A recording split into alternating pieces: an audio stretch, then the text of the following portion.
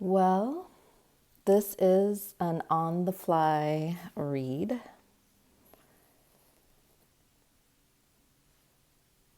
I'll be working with the living spirit of the I Ching just to get the feel of the energies, messages, and vibe of what's going on right now. It's feeling pretty intense and felt like a good time to kind of ground into something. Whoop, oh, that kind of burned. Ground into the messages, into the energy, anchor in something. Get some reassurance.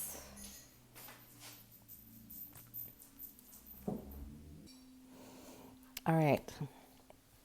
So, welcome back to my channel, Miss Be Ecstatic. We are recording. I'm recording. You're watching whenever you're watching. This is timeless, but at the moment that I'm recording this, it is March 27th, 2025. And we just had the spring equinox. And we're about to have some really big outer planet transits into new signs. So big energies shifting, and we're starting to feel it. And yeah, I was just inspired to do a read today. So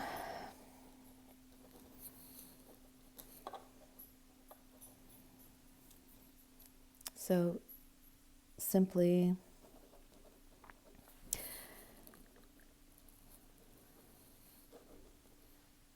what messages are available at this time to assist in the current energies for the collective. Again, this is on the fly. Usually I have a question ready. So I'm going to use the pinion burning incense to clear the coins, say a prayer. I'm going to clear my own energy channel.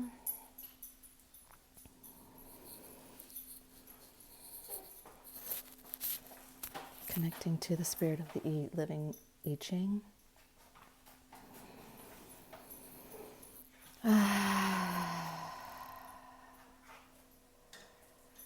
Please bring forward any messages that are available at this time in a clear way that can be used by those who are watching. What messages are available at this time to assist in the current energies for the collective?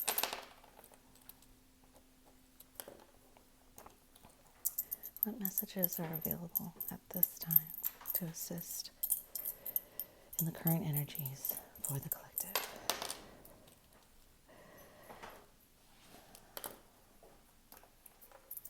What messages are available for the collective?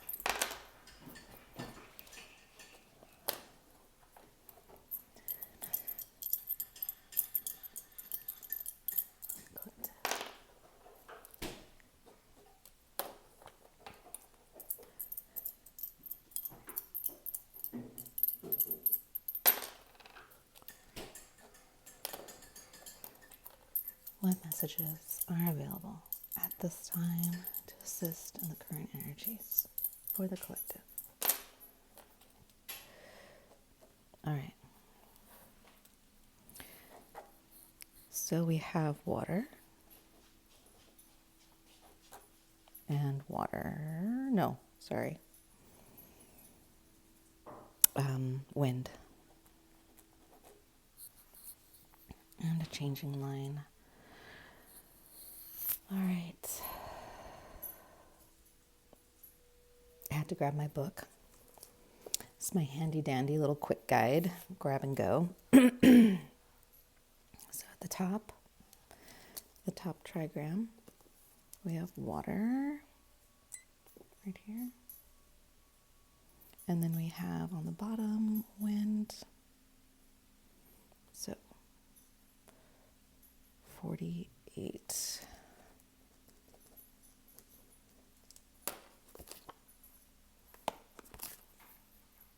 The well. The well symbolizes the place within each of us that is deep and ever-present source of renewal, its serene depths uncorrupted by the personality. It's the source from which intuitive knowledge springs. Wisdom is drawn out of its depths from the darkness of the unconscious into the light of understanding. In order to receive the refreshing benefits of the well, you must dive deep, turning your attention inward and bypassing external influences. Approaching the heart of wisdom requires humility. You must go naked, carrying no props for the ego, wearing no masks for the persona, unencumbered by the weight of fears or doubts. You can plunge in. Your manner of approaching the well is critical, so that what you bring up, critical to what you bring up. If you are denied sustenance, it is because your attitude, is because of your attitude. For only in the depth of sincerity and receptivity can you partake of its timeless wisdom. Approach half-heartedly is like attempting to draw water up from a cracked or broken bucket. The journey towards self-knowledge requires that we willingly enter the darkness of uncertainty, which is where we're at right now. There's just been tremendous upheaval and uncertainty, and everyone's experiencing it in different ways, but everyone's experiencing it.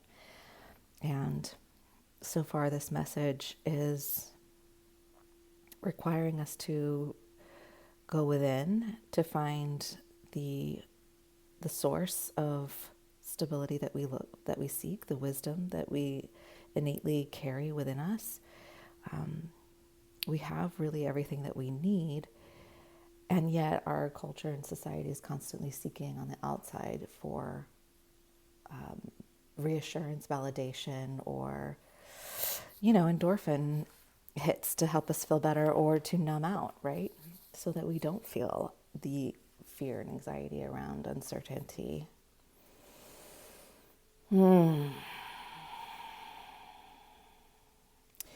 Impatiently pushing, I'm continuing down here, for answers or seeking to hurry things along in the quest for knowledge invariably leads to dead ends. Nevertheless, all the apparent mistakes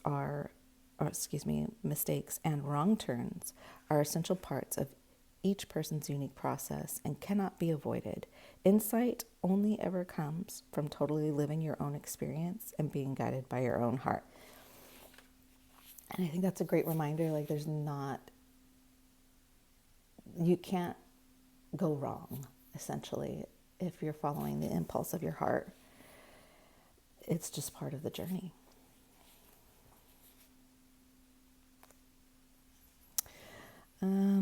Let's see what else.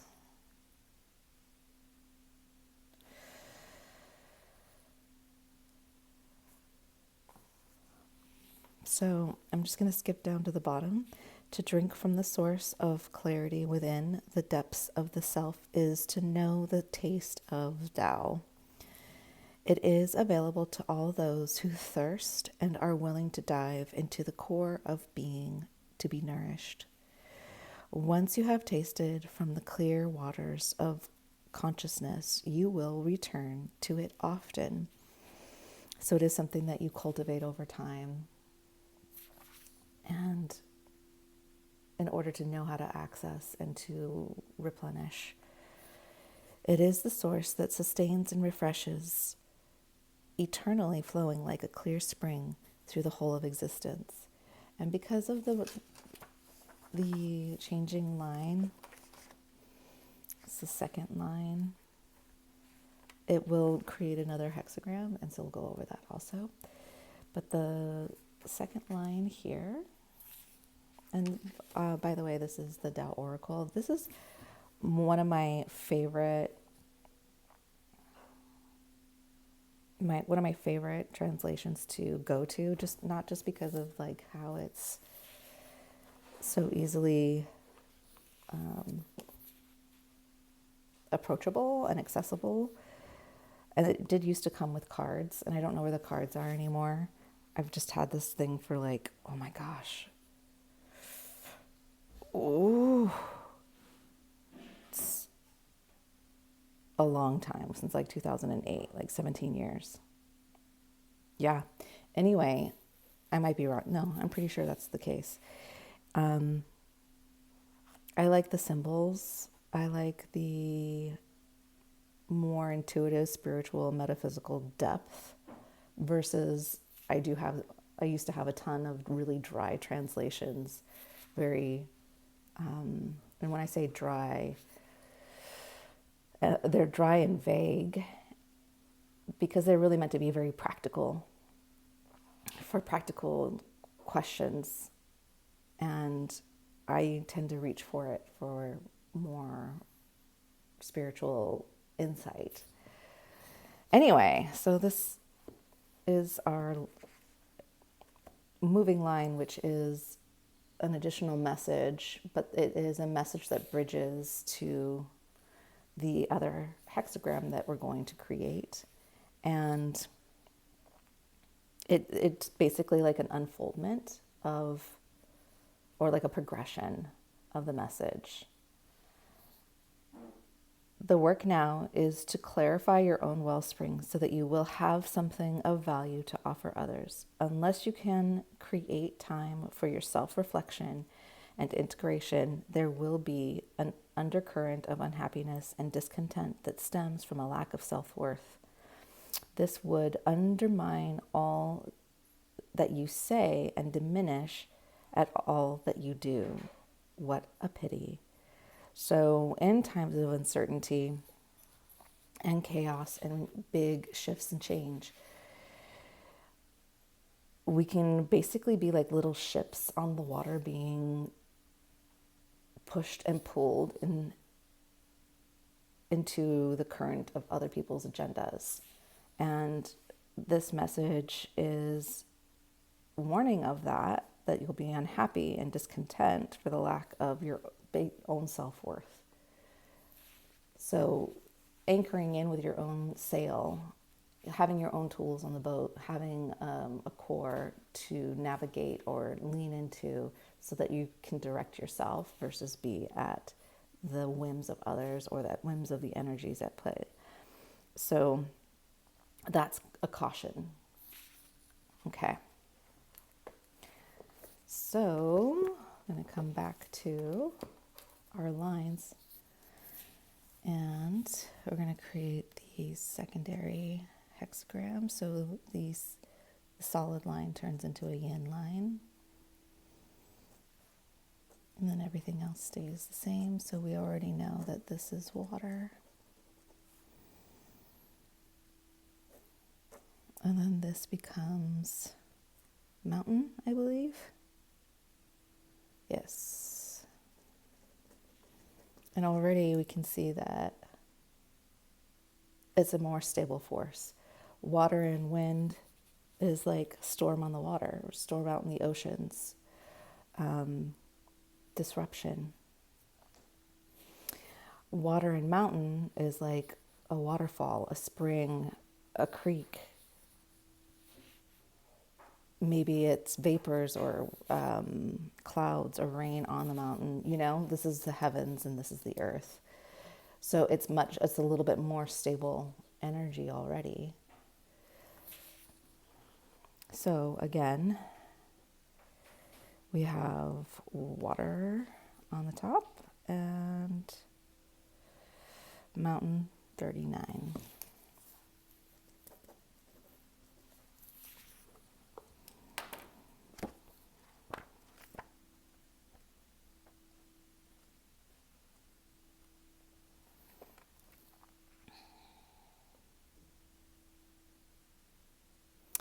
And I talked about a boat on the water.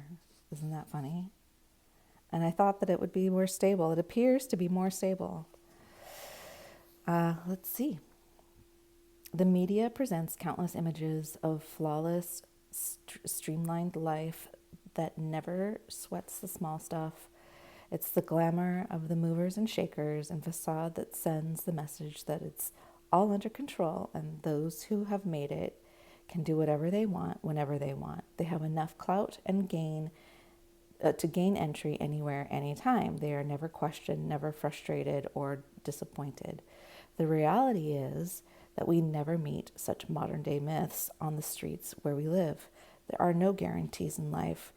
We humans do not have ultimate control over its unfolding lessons, ups and downs. No matter what our achievements may be, each and every one of us can be faced at any time with obstacles that appear or insurmountable and seem to prevent all progress. Unfortunate events that occur completely out of the blue can be devastating to your sense of security. Suddenly, you find that crisis demands your whole attention at times when it is difficult enough just to keep your head above water. If the deteriorating conditions persist, you can begin to panic, and at the prospect of a severe setback that might be long-term consequences or even be impossible to overcome. But once you succumb to panic, the helplessness and confusion are sure to follow, with a stranglehold of clear thinking that promptly sends all your efforts to keep it together straight down the drain. Struggling against what is happening will just compound your frustration, as all your strategies seem to lead nowhere, or worse, increase your difficulties. So I'm going to skip to the end because it has a good synopsis. The big picture is dispassionate, is never fixed. It is an ongoing, balancing dynamic that works to reduce excess and fill emptiness. Yeah, the universe does not like a void.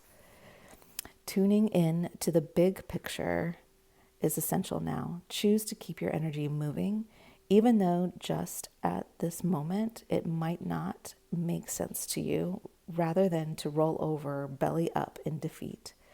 Work with what arises in the moment in the best way you can. If you are willing to preserve by rolling with the current rather than resisting it, you will not only survive, but you will succeed. By taking responsibility for the choices you make, the apparently insurmountable can be conquered. But look, you have a sail. And yeah.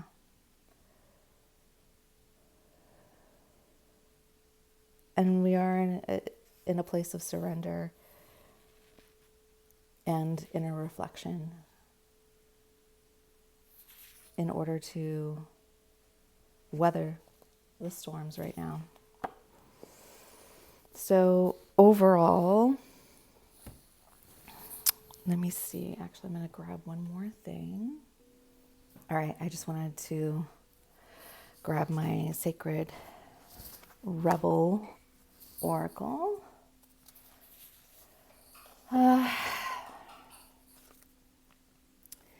So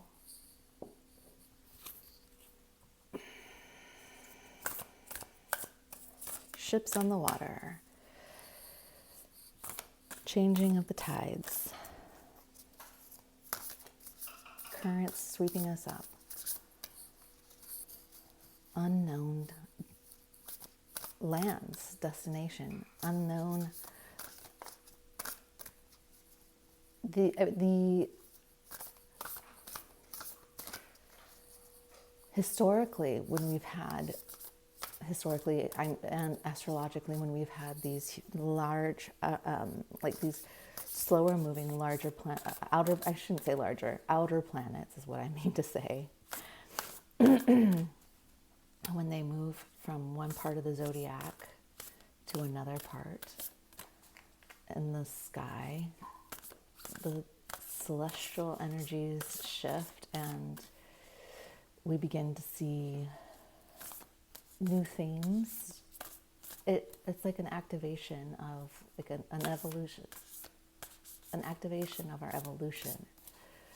And although we can see tones of, or frequencies or resonance of past cycles that have gone into the same areas, we always find new layers or of remembrance.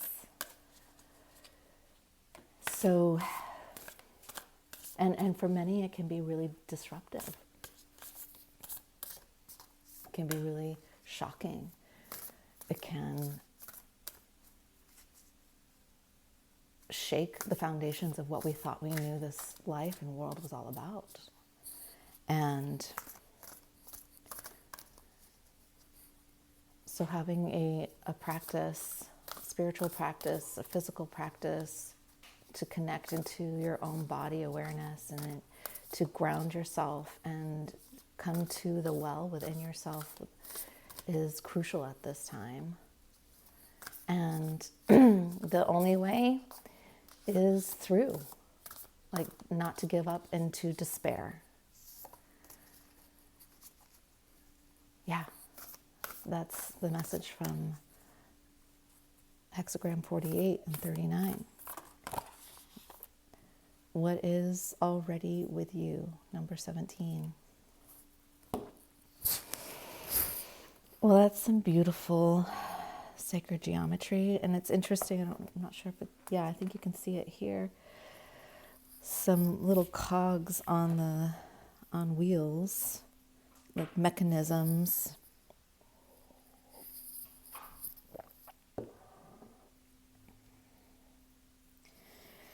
Coming out of the darkness and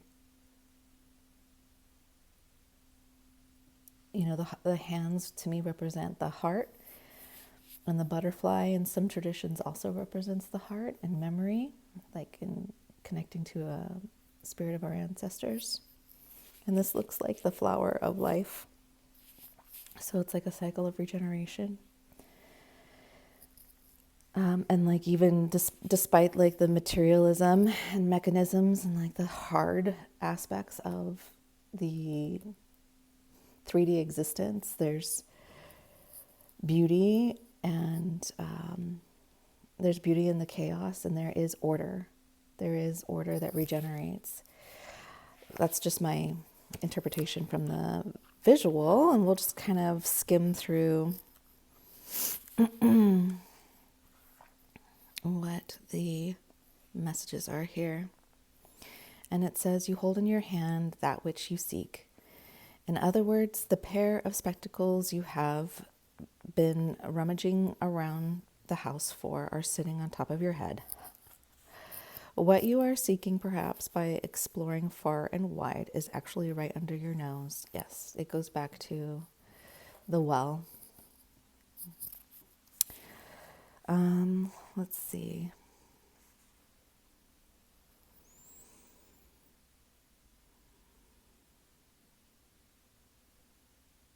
So it says instead, okay, I'll just read it from here.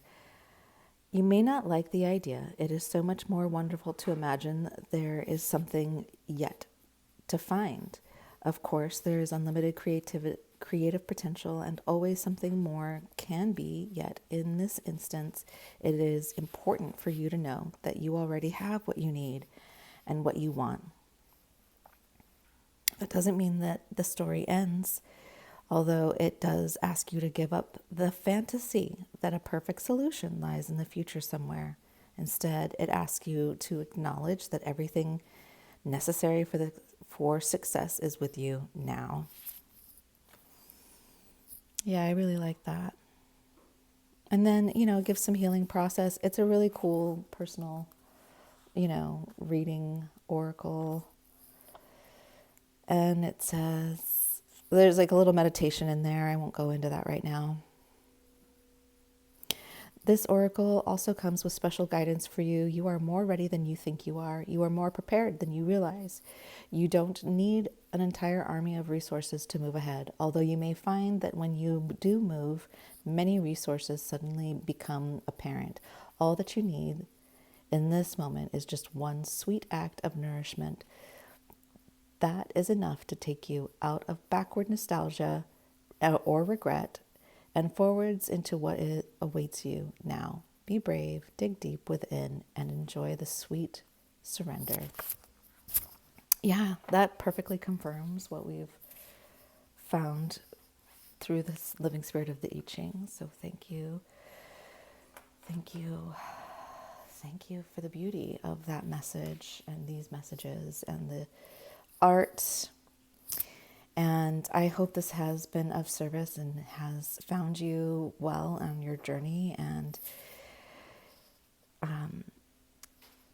give a like, subscribe, leave me a comment. What are you surrendering to? What part of the journey are you in? Are you at the diving into the well part? Are you at the part where you're out on the water and it's chaos? How are you faring in these times? And yeah, I wish you all well, and I'll see you in the next one. Peace.